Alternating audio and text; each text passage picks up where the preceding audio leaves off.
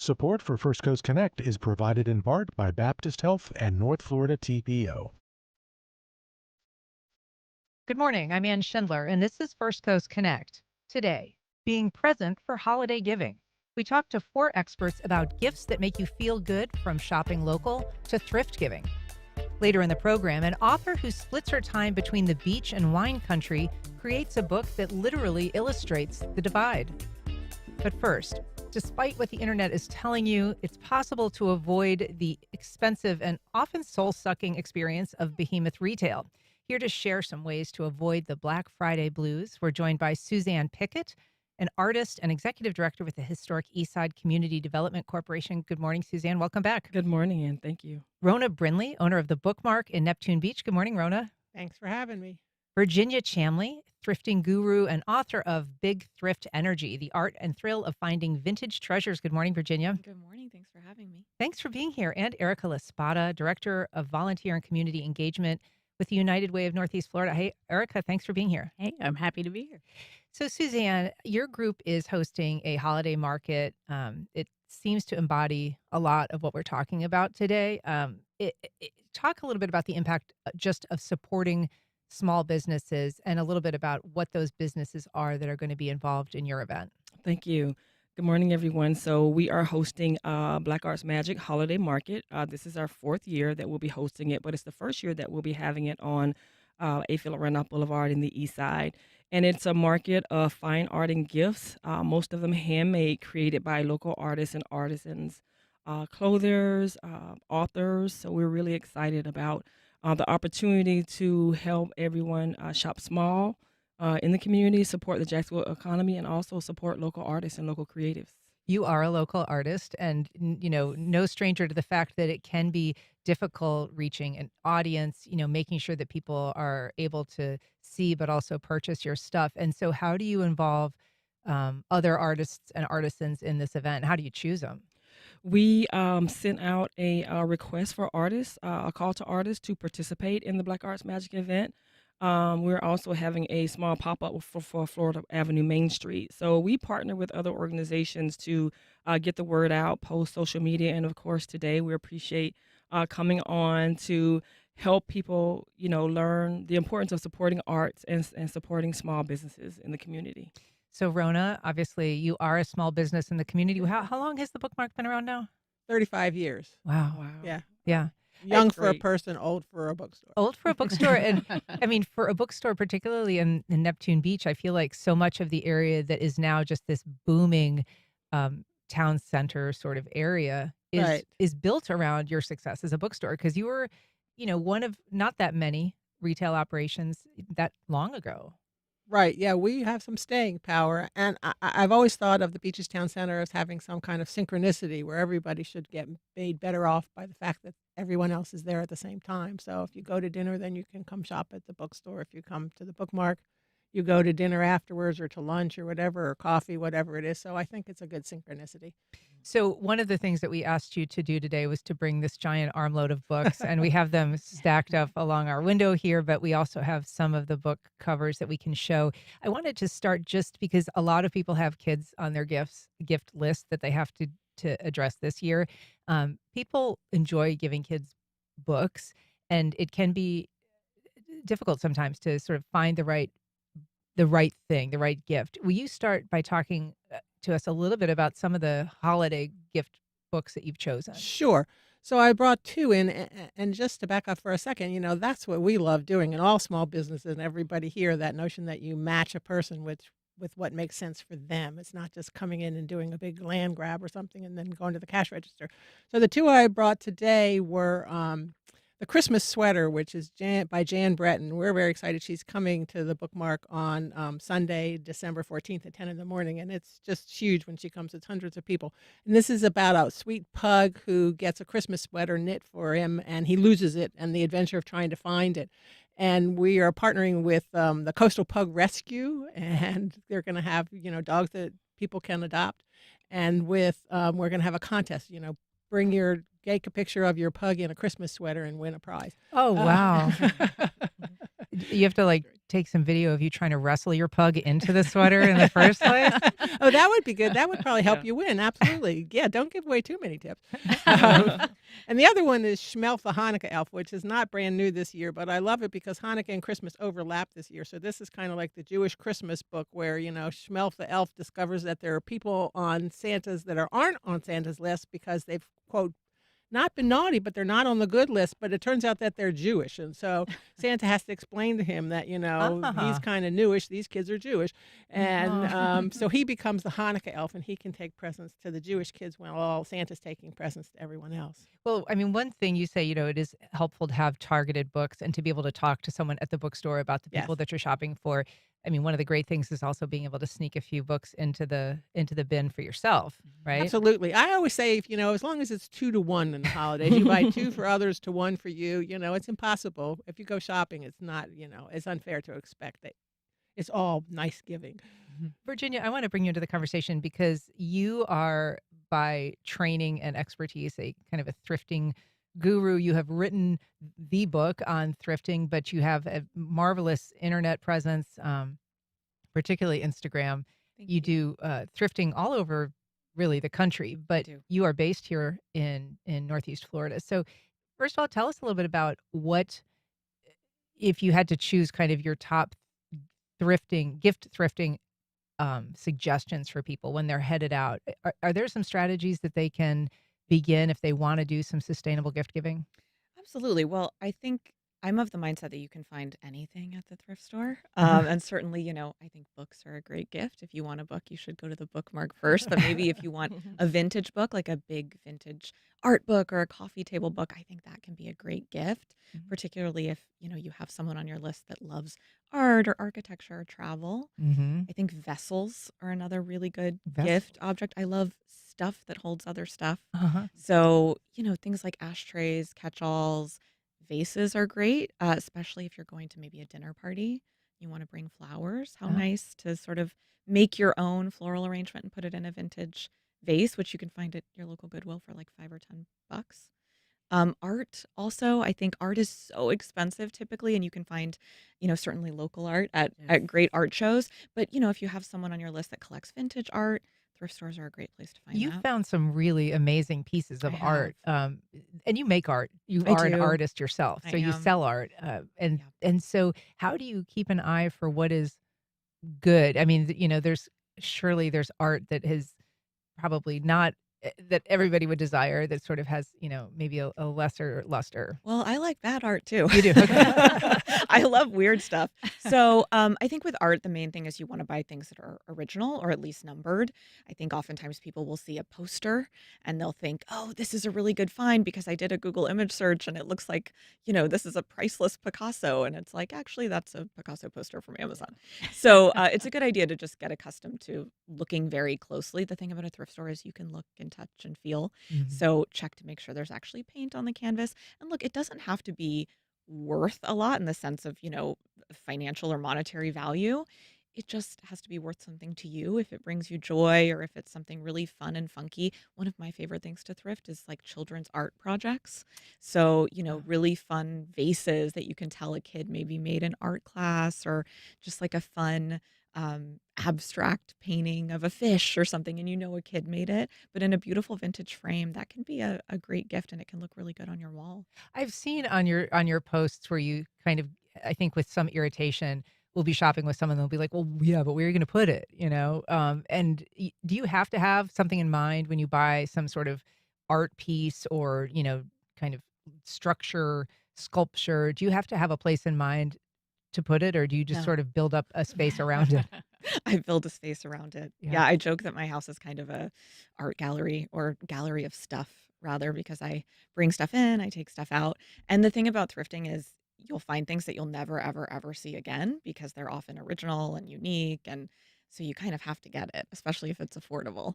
And I have a storage unit too, so that helps. That helps, yeah. Erica Spada, I want to ask you about, nonprofit giving, because Mhm. there has been a trend in recent years where people gift their loved ones or their friends something that is a gift to a nonprofit, basically a tribute gift or a gift in their name. Absolutely. Um, Is that something that people typically do with United Way? Is that something that you see an uptick in? It's something you see every once in a while. I think we haven't, at least at United Way, haven't seen an uptick in it recently, but it's something that does happen because it's a great way to honor what a person's passion was, as well as connecting with your community and improving your community at the same time. And so if there are particular interests that somebody has, like if they're, into nature or if they're into um, the environment, if they're into I don't know, I'm trying to think of like some opportunities that people might have to choose an appropriate I think of, World Wildlife Fund has done this thing where Hmm. they have created these little stuffed animals. And so if you kind of symbolically Oh, adopt an yes. animal, they'll send you a little stuffed animal in its image, and you Hmm. can kind of um, achieve two things. I don't want to say kill two birds with one Yeah, stone in you this have a particular physical reference, but thing yeah, as right, well as right, right. a monetary thing. Yes, particularly like larger nonprofits that are national and things like that. They will have their own swag that might be easy to sort of pass on. But then you have something that a smaller nonprofit like a Historic Eastside Mhm. CDC and this the Black Arts Market. Like you might find something that sort of connects with that nonprofit as well that's more unique and sort of local. Sure. Mhm. Yeah. I mean, that's true, Suzanne. Some of Mhm. this stuff, I mean, it's almost like serving two purposes. Mhm. People who are going to shop the Black Arts Magic event are going to be supporting local businesses, but they're Absolutely. also going to be vicariously supporting the CDC. Absolutely. We for the past maybe 5 years or so, we work with United Way, and they have gifters who provide gifts to families for the Mhm. holidays, but also for Black Arts Magic. When you make a purchase, a portion of that purchase goes to the community work that we do in our efforts to restore and revitalize the Eastside neighborhood. Yeah. So it is shopping with a purpose. I Mhm. was interested to see, Erica, that there is a lot of research that's been done into the benefits of giving. Mhm. And not just in the sense that, it's a kind of a community good or it can be a nice gesture if you want to adopt a manatee, say, Mhm. for your friend who loves manatees, you can do that and make a donation to the Save the Manatee Club. But also just selfishly, it's actually kind of a gift to Absolutely. yourself. Talk a little bit about what we've learned in terms of the benefits, health, psychological benefits of being of of giving through nonprofits or charities. Absolutely. I work in volunteerism, so that's sort of another form of giving, and there's a lot of research on that about how it improves mental health, the sort of that connection, and it's similar. I mean, you don't have quite the same social aspect as you would with volunteerism, but giving does sort of connect you to your community, and it is that connection that sort of improves mental health, especially in these days it Yeah. can be a little difficult. So there is definitely a correlation, and you're also speaking to your why a little bit. If you feel a little adrift, knowing what your passions are and sort of connecting to that automatically has a resonance. I Mhm. was seeing too that there is, in terms of the physiological response, that there's kind of this endorphin surge that Yes. happens. Yes. They've found that giving, nonprofit, charitable giving, philanthropic giving lowers your blood pressure, and it Hmm. actually can like reduce your risk of death from stress associated or anxiety associated illnesses. Yeah, absolutely. It sort of kind of correlates to that gratitude, that feeling of gratitude that they often say that you should sort of tell yourself to sort of uplift yourself, and so that's actually all part of it. You're reminding yourself that there is good in the world, that there Mhm. are people out there who care, that you are one of those people that care. Mhm. So it's sort of a series of thoughts that kind of uplift you when you're giving like that. Yeah. If you're just joining us, we're talking about ways to give gifts that matter and make you feel good. If you have received such a gift or if you have ideas about ways to give one, you can give us a call at 904-549-2937. You can email First Coast Connect at WJCT.org, or you can go to firstcoastconnect.org to find all the ways that you can connect with us. Virginia, I want to ask you about, thrifting. Is it an appropriate gift for everyone? Because some people might look askance at like a secondhand gift, right? They maybe want something fresh out of the box. Are there certain personality types that you wouldn't thrift give to? Not me, and I think it kind of all comes down to marketing, like, just call it vintage if it's over 25 years old, right? Um, I think thrifting for a really long time was sort of looked down upon because it did seem like, "Oh, you're buying someone else's junk," but certainly the younger generation, I mean, anytime I go to Goodwill, I'm competing against Gen Zs trying to get stuff, Uh-huh. so I think it's become cool because, it's more sustainable, it's better for Yeah. the environment, and it's nice to buy something that's more well made. I mean, so much of what we see now online is maybe not made out of the best materials. And so thrifting can sort of be a great way to invest in something, which sounds counterintuitive because it's affordable. But, if you buy a piece of furniture, a piece of art, you'll probably have it for years at the thrift store. We're going to be talking a little bit later about sort of planning your finances for the Yeah. holidays. And one of the things that we're going to talk about is, trying to make a gift list and go out with some sense of preparation as to who you need to buy for. It seems to me that there is a peril in thrift giving is that you go and you find this perfect thing for somebody Absolutely. that isn't even on your list. You're like, this would be great for so and so. I don't actually need to buy them a gift this year. What do you do in that situation?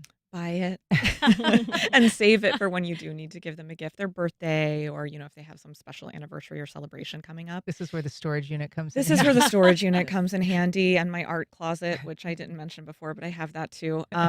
Yeah, I think, the danger of thrifting is that you will never see it again. So you do kind of have to jump at it, Mhm. particularly if it's something that's affordable and, within your budget. And so for people who aren't skilled at this, it does take time, it does take patience. It is not Yes. something that anyone can just sort of waltz into and expect that they're going to clear their shopping list. Right.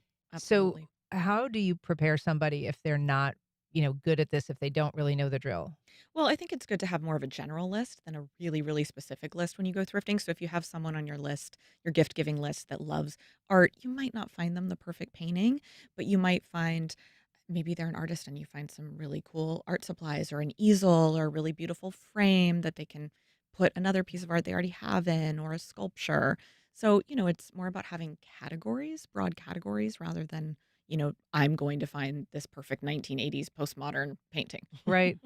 Rona, I want to get back to you and talk about some other more adult-oriented books. Don't mean that in any racy way. Just for For adults, grown-ups. for grown-ups. Thank you. Yeah. What are you looking at? You have some books that are holiday books, sort of for grown-ups, right? That are themed around the holidays. Right, there are always books around the holidays, but, the thing about it's like the thrift store, people come in with general categories, what is your father like? He likes World War II, or he likes history, or they likes art, or so, and really, people leave their free will at the door when they come into the bookmark. And Wait, so we tell them explain what. that. Explain Yeah, that. so they look to us for advice, and so they say, "Well, what are you reading?" And they know that different people read different things, and so if they want certain categories, if they want, romantasy, they'll ask one person. If they want literary fiction, they might ask a different person, or history, they might ask. We all know all of it, but some people know more than others. Yeah. All pigs aren't equal. Um, so some of my favorites that I bought for adults, and the great thing about this time of year is all my favorite authors come out because it's all about me really. So all my favorite authors, they come out for Christmas. The publishers are smart. So there's a new Ian McEwan. He wrote Atonement 20 years ago and still writes exquisite stuff. It's one of my favorites. It's set in 2119. I originally thought he said 2019, then it didn't make sense, and it's 2119. And there's a professor going back to find a poem over 100 years ago and what happened to it and how it got lost, and the world is in a terrible state. And so he's looking for some sanity. This is the What We Can Know. This is What We Can Know by Ian McEwan. And so that's if you love beautiful writing and if you remember how much you loved Atonement. The Great Man is another one of my favorite. That's the retelling of The Great Gatsby in 1945 in Hollywood, and all the characters are black. And it's true to the story. All the characters are parallel to the exact story. And my husband said, "Well, doesn't it ruin it? It's going to." It doesn't. It adds a whole new layer of interest because it's post World War II, and you have a black soldier returning. It has the same exact parallel characters and the same story, but the fact that it's in Hollywood, it's a different time period and a different race it just enriches the story so much. That's another And this is The Great Man with two N's. with It's two mans because by, that's his name. by Yeah. Kyra Davis Lurie. Right. Yeah.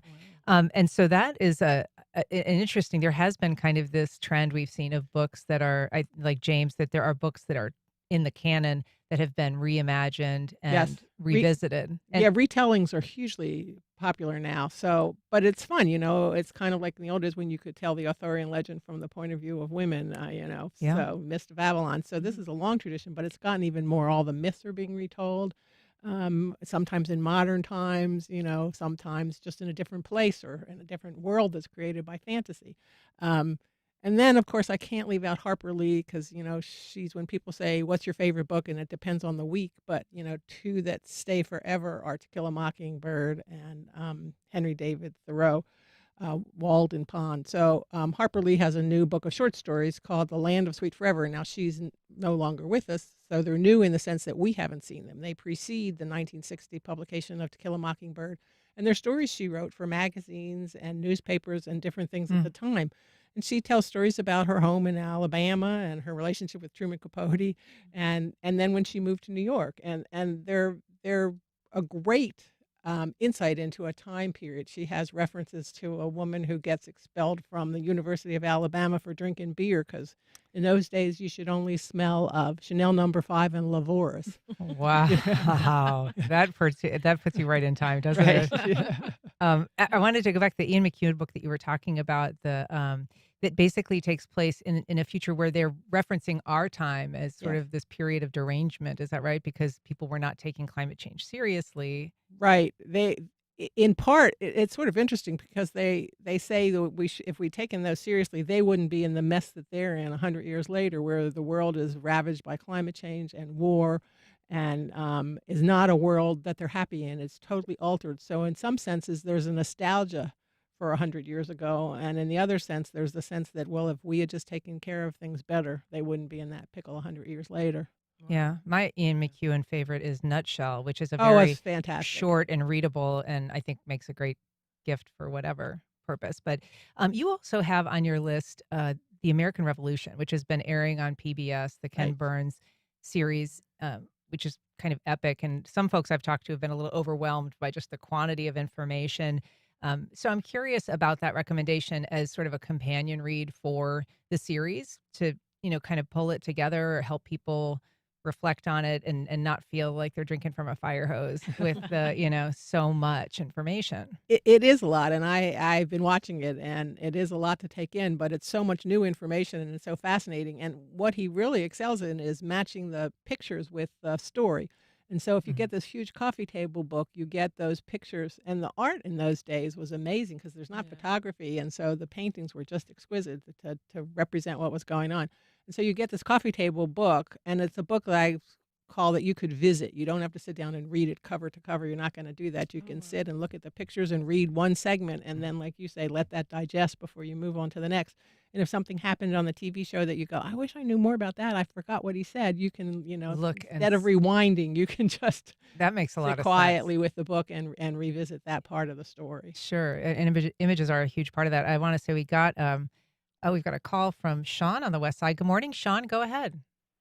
Good morning. How are you doing? Wonderful. Go ahead. Thanks for calling. Oh, yeah, thanks. I'm thrilled to hear this conversation over people getting excited about reused, rediscovered, vintage and antique items. I own a shop over on the West Side, Delightfully Strange Finds, and we've put together a vintage crawl on Small Business Sunday to encourage people to come out and rediscover new items to them as a gifting for the holidays. And there are about 8 shops involved.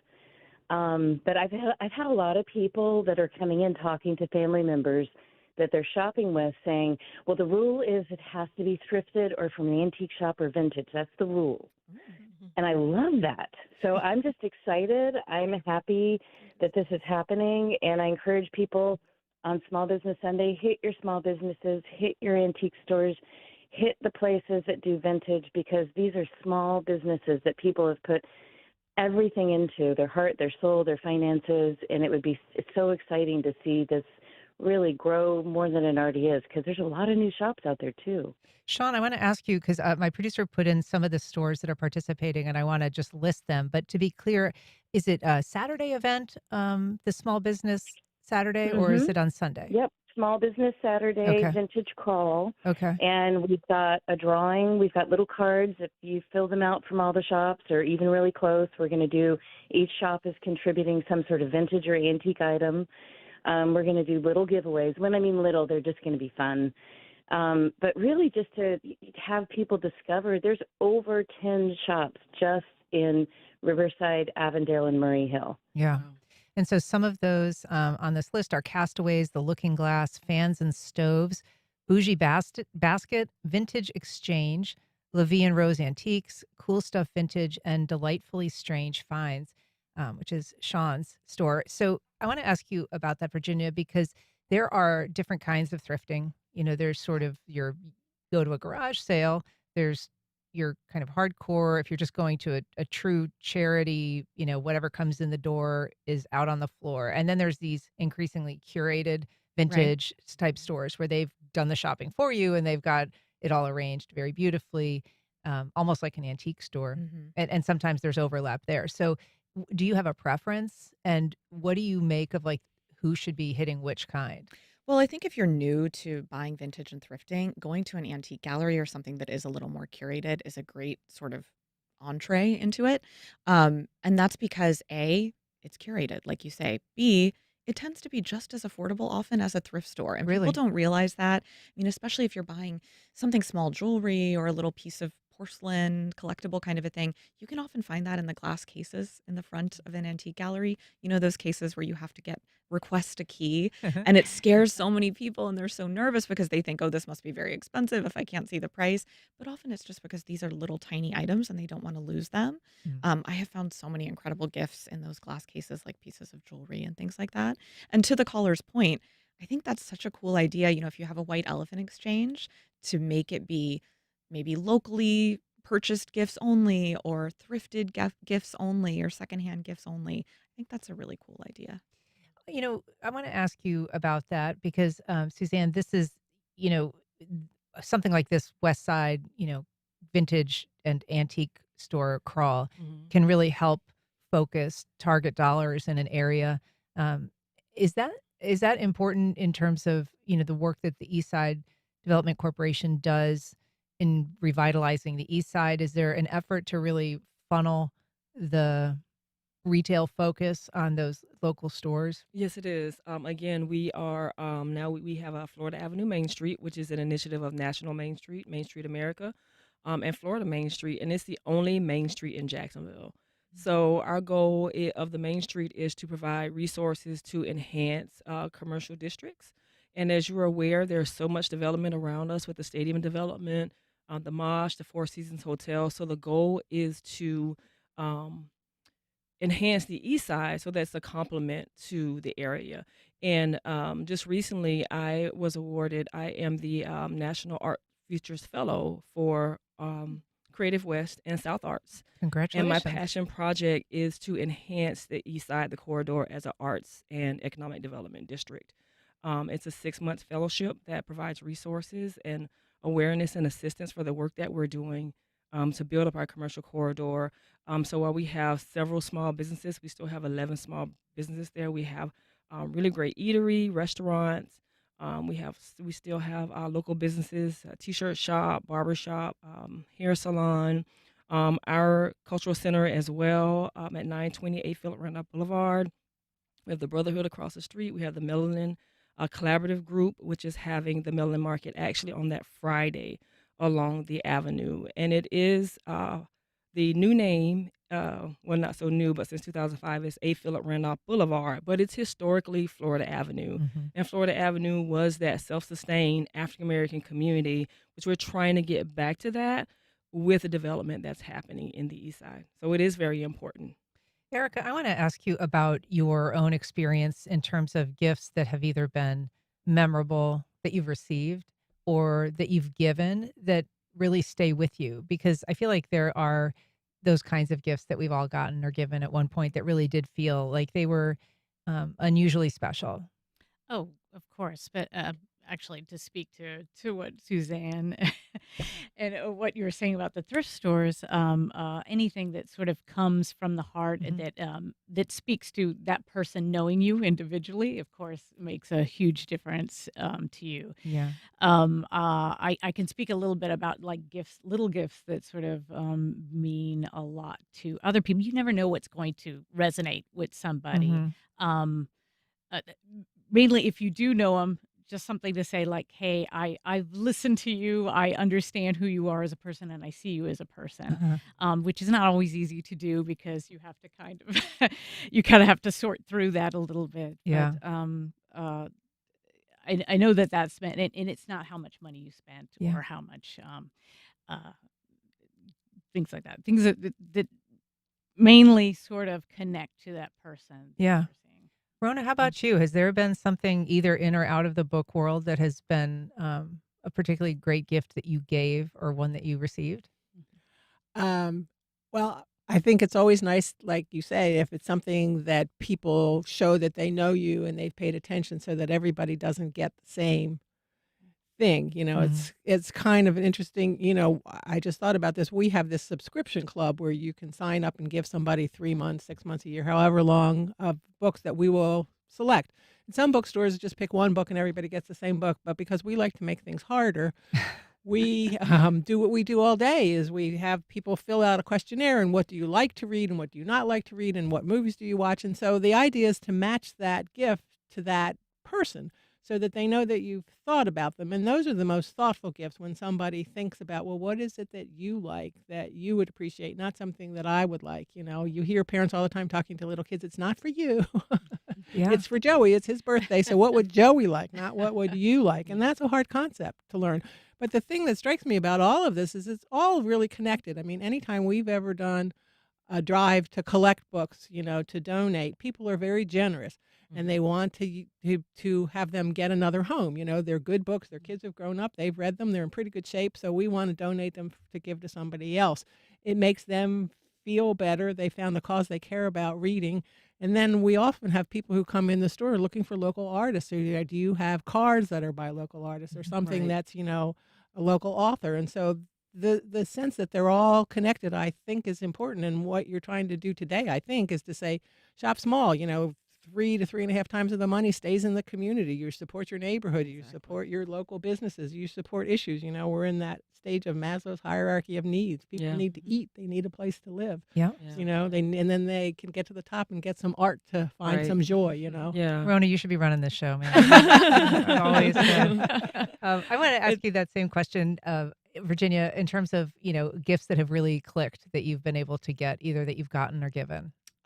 Okay, I'll say what I've gotten first. And you mentioned adult books earlier, Uh-huh. so this is a good one on Good that segue. topic. Okay. To be clear, this has no photos inside it, but my mom gifted me a Braille Playboy. Oh And my so goodness. Playboy has Braille editions because the Come Library on. of Congress, has periodicals create things in Braille. And I had just always wanted one. It's entirely in Braille, no images or anything. It's just What? the iconic logo on the front. Mhm. Because for years, Playboy was known for its articles. They have It's had not. There's incredible not like authors nudie writing them. outlines or something No in Braille. outlines. Okay. No. But it sits on my coffee table. My mom tracked it down on eBay. It's Wow. from, I think this one was printed in 1992. There are definitely some from much earlier, but so What a that was find. a really good find, something that I had always wanted to find. And then in terms of one I've given, my grandmother's dad owned a motel in Georgia. When she was very, very young, and I found on eBay some postcards and matchbooks from the motel. Oh wow. And it cost $5 or something. I mean, nobody knew what this motel was except for her. And I gifted her that, and that was just, I think, special for her. That's fantastic. We Suzanne. often get, you talked about the greeting cards. We actually create custom greeting cards from artists that we'll have available as well. But the gifts that we get from United Way, whether it's a snack pack or a small gift, they often come with a custom greeting card. And those are really well received by the recipients. They love that someone has intentionally and authentically thought of them to create that greeting card or design that snack pack. And it's very important. So it does mean a lot when it's much more personal. Yeah. Well, I'd be remiss if I didn't say, of course, one of the nonprofits in the world is WJCT. So that is something that people can also consider when they're thinking about their um, charitable giving. But you guys have been great guests. Thank you so much for being here today. It's a pleasure talking to all of you. Rona Brinlee, Virginia Chamlee, Erica Spada, Suzanne Pickett. Thanks Thank a lot you. for doing this today. Have a great Thanksgiving holiday. Thank you. Thanks Happy for having Thanksgiving, us. everyone. Happy Thanksgiving. Yeah, Thanks. and good luck on Black Friday, Rona. Thanks. All right. We'll be back in just a minute. We're going to talk to a local financial advisor with ways to keep your holiday spending in check.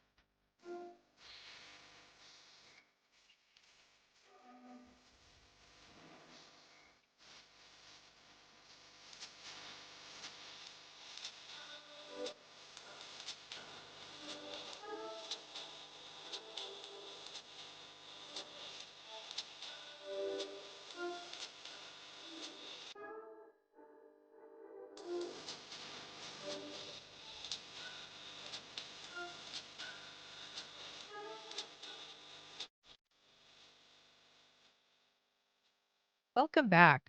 Well, no matter how you're going to be spending your money this holiday season, it's safe to expect that you will be spending some money at least. So, here to tell us how to plan for that expense wisely is Victoria Jones. She is the Member Success Manager of the RadiFi Credit Union's Park Street branch. Victoria, nice to meet you. Thanks for being here. Thank you. Thank you so much for having me. So, as you heard, we've been talking a lot this morning about ways to kind of target your spending on things that you care about and may be beneficial to the community. Um, all of the holiday spending that is going to happen this year is happening in a really tough economy where people are concerned. Some people have experienced furloughs or layoffs. There's impacts from tariffs. Inflation continues to be an issue. So, first of all, what are you hearing from the community of people that you serve that, about how they're feeling heading into a holiday shopping season? First, I think that just being at the credit union and just talking to different members, as you mentioned, we are seeing where a lot of members were experiencing the furlough and things like that. A lot of them are kind of worried on, they've had to use their savings and their holiday spending accounts early on Mm. to kind of keep up on bills and things like that. But just a lot of pressure because you have different avenues, you have different ads and text messages coming through and emails and commercials and things like that, and you have the pressure of trying to get ready for the holidays, wanting to just pretty much buy what you can when you can for your family. And you don't want them to have to worry about that, the pressure that comes from that. So pretty much just a lot of pressure with Yeah. it being the holiday season. And you mentioned a holiday spending account, which is a great thing if you have it. I know that's something that the credit union encourages people to plan for and to try to build up over the year. What are how does someone kind of begin that process? How much should they be saving? Is there kind of a target way that you suggest people begin contributing to an account like that? Yeah, of course. So the first thing you want to think about is the fact that you should have a financial goal. If you don't have one, reach out to your local financial institution. Kind of get an idea of what that would look like. You want to understand what your budget is. Budget is that term is thrown out a lot, but I think it's important that we pay attention to what's realistic for each person, each household. Everyone's budget is going to be different. Just understanding what you want to spend. The next thing is definitely just knowing how much you're bringing in, how much you want to spend, and then um, just really sticking to it, Yeah. if that makes sense. Yeah. Um, I want to yeah. ask you in terms of how much, setting a budget. I've heard thrown around the idea that you should not spend any no more than 1.5% of your annual income. Is that a number that is commonly used in your world in terms of trying to set an appropriate threshold for spending? In my world, not necessarily. I haven't heard it a lot. I haven't heard that specific statistic or that specific number. I think that from what I've seen, most people don't think about that Mm-hmm. as far as like, okay, setting it aside, especially if you don't have a budget. Right. Um, Well, so if you don't have a budget at this point, I mean, as you said, some people have created a budget, they've had to dip into it anyway because it's been a difficult financial, yeah. chapter here. But if you don't have one and you're just going, day after Thanksgiving, you're going to start your Christmas Yeah. shopping or your Hanukkah shopping or your holiday shopping. What do you advise people to do if they don't have, a cushion already? I think that they need to take a few moments and look at what they have, look at how much they're bringing in and what they're going to spend. You have a lot of things that you have to think about. There's some national research that states most consumers are spending about $900 during the holidays. But remember that 900, it's not just gifts. You have holiday parties, you have food, you have entertaining things that you need to do. Holiday cards and wrapping paper always seem to be the things that I forget about. Yeah, yeah, and I mean, even for myself, it's easy to say, okay, well, we're gonna spend 400 on the kids, and then maybe another 100, 200 for the family. But then we're hosting both holidays at the Oh, house. yeah. We're having to buy food and things like that, and decorations and all kinds of stuff like that. So being realistic about not just the gifts, but what else, what other resources and things that you're gonna have to provide for your family that's coming in. So a lot of people, you talked about getting ads, and one thing that we see a lot now, particularly in online pushes, is this buy now, pay later concept. And that kind of goes hand in hand with credit cards that offer you free financing. What should people know about those promises and whether they're a good deal or not? I think that I like to use the term realistic a lot because you see the buy now pay laters and it's like I can get this now, but the later part is that what you want to pay attention to. Yeah, you're going to get now for your family and things like that, but the later part, are you going to be able to keep up with the budget? Are you going to be able to keep up with what your goals were for the holidays? As far as using credit cards and things like that, those are good options to avoid fraud or risk and things like that. But just knowing that don't get distracted from the pressure of the holidays because you still have a goal for the next year that's to come that you want to pay attention to as well. And one thing we mentioned briefly in the previous segment, but I wonder if you think is a good idea, is to try to get your family to agree to kind of do of a white elephant type gift giving, or a secret Santa, as opposed to buying everybody an individual gift. Yeah, I think that's a great option just because it gives everyone a set dollar, 10, 15, $20 to put towards the holidays instead of, like you said, making a list for each person. Yeah. And it's a great way to save money during the holidays as well. Are you going to engage in Black Friday shopping, or are you going to hold off? I think that I'm going to hold off. I think that it's a crazy tactic to get consumers to spend. I was speaking to my marketing manager before the interview, and she was like, I got a text message from Wayfair stating, by now it's Black Friday. She's like, first off, it's Monday, and how does it end tonight? It's just the pressure. Don't Yeah. fall for it. The pressure, they're going to send it. Those deals are going to be there regardless, even if it's the day before Christmas. Those deals are going to be there because they want and they need to sell this stuff. So don't get swept into the FOMO, the fear of missing out. Yeah, It's there. it'll be there. Yeah. Well, Victoria Jones from RadiFi, thank you so much for being here. Really nice to meet you. Thank you so much for having me. All right, up next, an author whose bi-coastal life is reflected in her new book for children.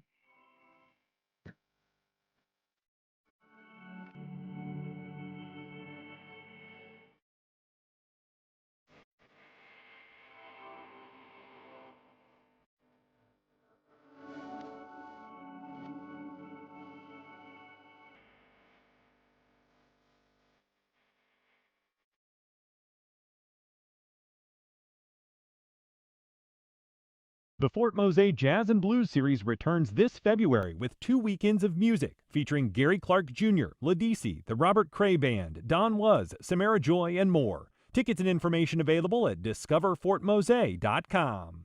Terrell Hogan Law. I'm Wayne Hogan. When people are hurt through no fault of their own, finding the who, what, when, where, why, and how that led to the accident is critical to proving the truth. More at terrellhoganlaw.com. Life South Community Blood Centers, providing blood and patient services to the local hospitals, serving patients in this community. Donating blood with Life South helps save lives. More at lifesouth.org to find a blood drive near you. This December, step into a story where grief, family, and the magic of theater meet. Ghostlight follows Dan, a quiet construction worker who stumbles into a local production of Romeo and Juliet and finds a way back to himself. Join us on Wednesday, December 3rd. Doors at 6:30, film at 7. Popcorn and refreshments are available. Get your tickets now at wjct.org/film. The lines are the easy part. The hard part is the emotional journey. There's a reason you're listening to WJCT News 89.9. It's because you trust the fair and balanced reporting from NPR and WJCT journalists. On the air for over 40 years and Jacksonville's #1 news station for your morning commute. It's a common tendency. We humanize non-human things. Wilson, where are you? Wilson! It's not just desert island castaways devoid of human contact. We name our cars and believe our pets have complex inner lives. We return to a conversation about why we anthropomorphize. That's next time on 1A. Today, starting at 10 on WJCT News 89.9.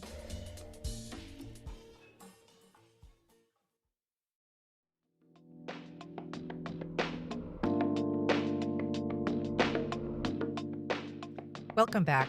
My next guest has found her life split between two very different places and lifestyles. Here to tell us how that experience informed her new children's book is Carol Copeland, author of Orangey and Ricky, Country Cat, City Cat. Hey, Carol. Hi, Ann. Thanks for having me. Thanks for being here and congratulations on the new book. Thank you. This is your first book. My first book. Yeah.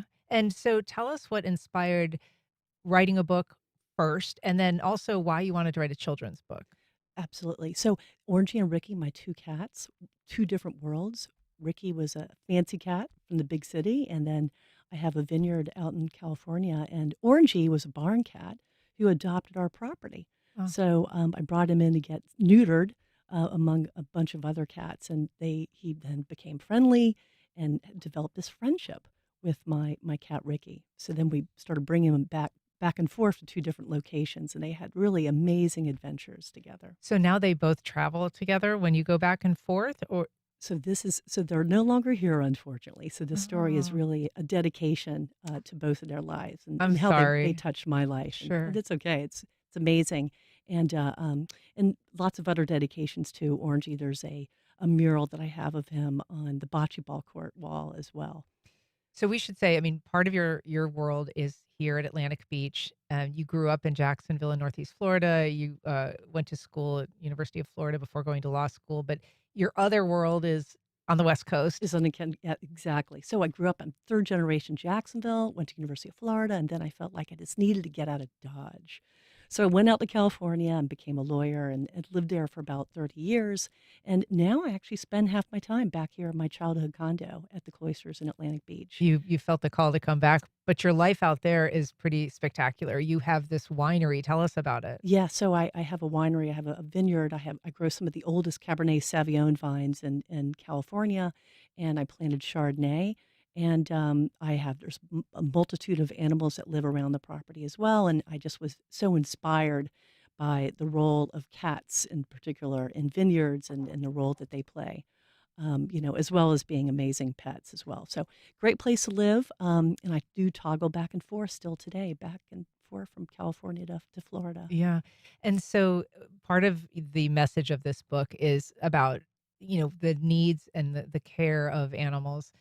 Including, the need to spay and neuter and to, protect animals that are, the cat that you met, Orangey, you met because you were helping a bunch of cats get medical care. Yes, so there was a colony of cats that lived on the property in the vineyard, and they were somewhat thriving, but they were becoming overpopulating, so to speak. So I found out about this program and how important it is, of course, to spay and neuter, particularly, cats that do go outside.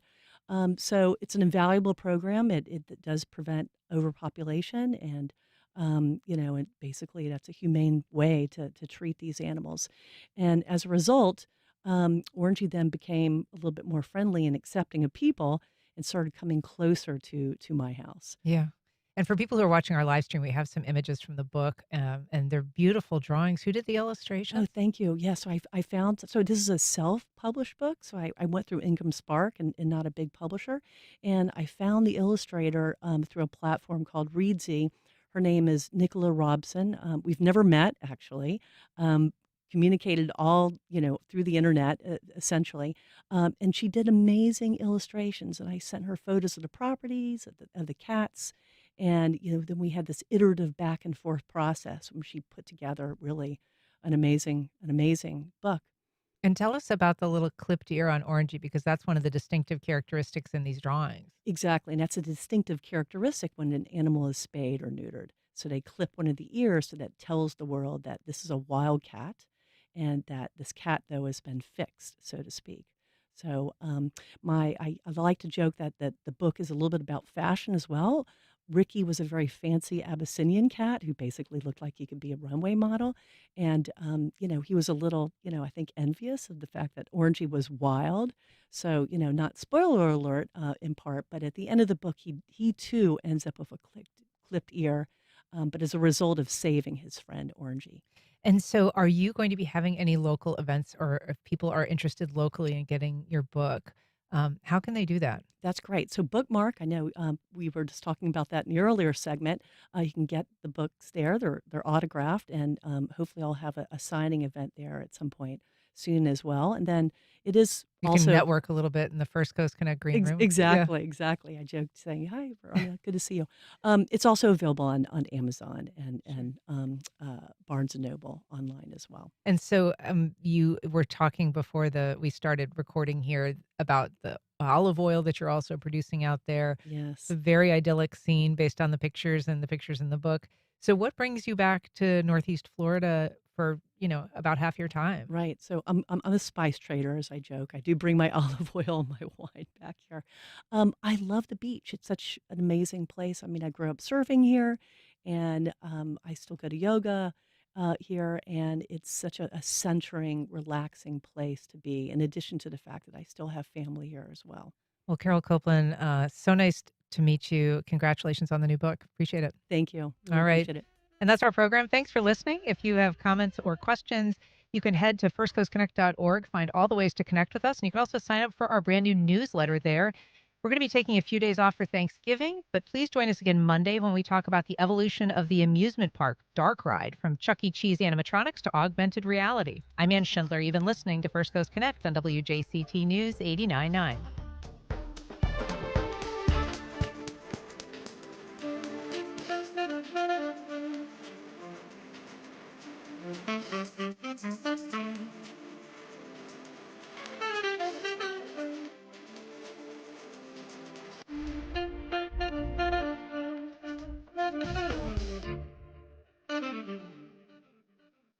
Support for First Coast Connect is provided by Baptist Health and the North Florida TPO.